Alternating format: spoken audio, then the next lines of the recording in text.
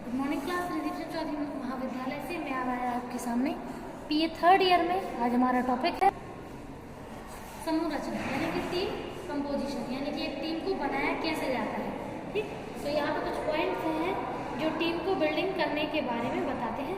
तो टीम आप तो जानते हैं कि एक जो समूह है, समूह को किसी न किसी उद्देश्य के लिए बनाया जाता है।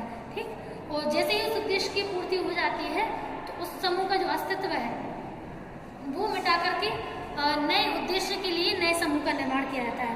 तो समूह का बनना, टूटना, दोबारा बनना ये बिल्कुल रेगुलर मोड पे चलता रहता है, क्योंकि एक कंपनी में अगर जितने भी लोग वर्क करते हैं तो उतने लोगों के जो समूह है, ऐसा नहीं है कि सारे लोग केवल और केवल हमेशा एक ही टाइप का वर्क करें या फिर एक ही टीम के साथ वर्क करें। हमेशा उनकी जो क्वालिफिकेशन है, जो एबिलिटीज़ है, उसके अकॉर्डिंग उनकी जो टीम है वो बढ़ती रहती है। ठीक है, तो यहाँ पे समूह रचना के लिए सबसे मेन पॉइंट है सदस्यों की योग्यता। आप तो जानते हैं कि कोई भी अगर टीम बनती है तो टीम बनती क्यों है, क्योंकि किसी उद्देश्य की प्राप्ति करनी है, इसलिए वो समूह की रचना की जा रही है। अब उद्देश्य की प्राप्ति तो वही लोग कर पाएंगे ना जिनके पास वो योग्यता हो, जिस कार्य के लिए उनको रखा गया है उससे संबंधित उनके पास योग्यता होनी चाहिए। अगर मान लीजिए अगर वो उस वर्क के लिए नहीं बने हैं या उस वर्क से जुड़ी उनके पास नॉलेज नहीं है, एबिलिटी नहीं है, तो वो जो वर्क है उसमें वो अपना बिल्कुल भी वर्क का परसेंटेज नहीं दे पाएंगे। ठीक है, तो सदस्यों की योग्यता बहुत ही ज़्यादा इम्पोर्टेंट है एक समूह को चलाने में और समूह को आगे बढ़ाने में। ग्रोथ भी तभी होती है जब एबिलिटीज़ व्यक्ति में होती हैं। अगर एबिलिटीज़ नहीं होती हैं तो कंपनी ग्रोथ भी नहीं कर पाती है। ठीक है, नेक्स्ट है सदस्यों का व्यक्तित्व। तो हर पर्सन में अपनी की एक पर्सनालिटी होती है। हर पर्सन हर कार्य को अपने तरीके से करना पसंद करता है। उसका काम करने का तरीका अलग होता है, उसका चीज़ों को समझने का तरीका अलग होता है, चीज़ों को समझाने का तरीका अलग होता है। तो हर व्यक्ति एक दूसरे से चूँकि पर्सनालिटी के रूप में अलग होता है, यूनिक होता है, इसीलिए हर व्यक्ति के पास भले ही वो जिस उद्देश्य के लिए एकत्रित हुआ है उससे जुड़ी योग्यता उनके अंदर है, सेम योग्यता सभी के व्यक्ति है, सभी के अंदर है, लेकिन उस कार्य को करने का जो तरीका होगा वो सबका अलग अलग होगा। और यही चीज़ डिफाइन करती है कि किस व्यक्ति में किस कार्य को करने की क्षमता और योग्यता क्या है, और जीवन में उस व्यक्ति की वजह से वह समूह ग्रोथ करेगा या आपका क्या बोलते हैं डिग्रोथ करेगा। ठीक है, तो यहाँ पे ग्रोथ और प्रमोशन डिमोशन दोनों ही चीज़ें एक समूह की एक पर्सन की पर्सनालिटी पर डिपेंड करती हैं। ठीक, जैसे मान लीजिए अगर कुछ लोग रिस्की होते हैं, जैसे मान लीजिए कभी कभी रिस्क डिसीजन लेते हैं क्योंकि उनको पता होता है कि इस सिचुएशन में अगर ये डिसीजन नहीं लिया जाएगा तो चीज़ें और ज़्यादा बेकार हो जाएंगी, समूह और ज़्यादा नीचे जा सकता है। तो ये एक अच्छी चीज़ है।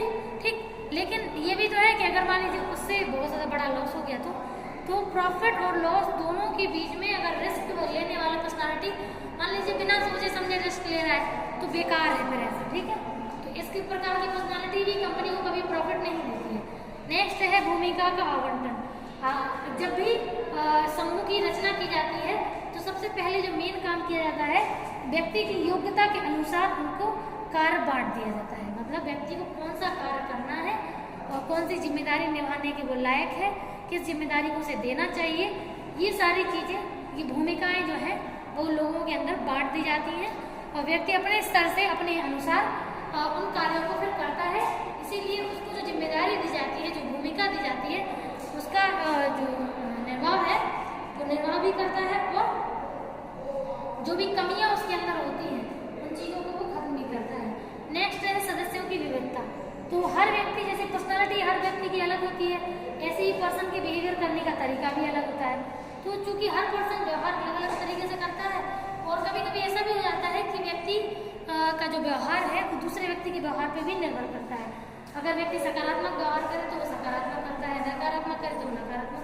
तो व्यक्तियों में विविधताएं जो देखी जाती हैं वो विविधताएं एक तरीके से पर्सनालिटी का तो हिस्सा होती है और उसके अलावा भी जो अन्य सदस्यों का जो व्यवहार है उसके प्रति, उससे भी उसमें व्यक्ति में विविधता देखने को मिलती है। नेक्स्ट है टीम का आकार। आप तो जानते हैं टीम अगर छोटी है तो प्रत्येक व्यक्ति एक दूसरे से अपने विचारों का आदान प्रदान आसानी से करता है और जो मैनेजर होता है वो भी सारे टीम मेंबर्स से मतलब कम समय में ही एक दूसरे से चीज़ों को समझने की कोशिश करता है। लेकिन अगर एक समूह बहुत बड़ा है, एक टीम बहुत बड़ी है, तो उसमें सभी लोगों से अपने विचारों का आदान प्रदान करना और उनसे रिस्पॉन्स लेना इतना आसान नहीं होता है।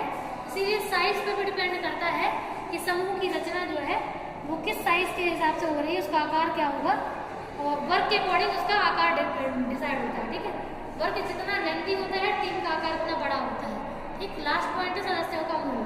हर व्यक्ति देखिए अपने फील्ड में, अपने कार्य में गुणी होता है, हर व्यक्ति का अपना इंटरेस्ट होता है।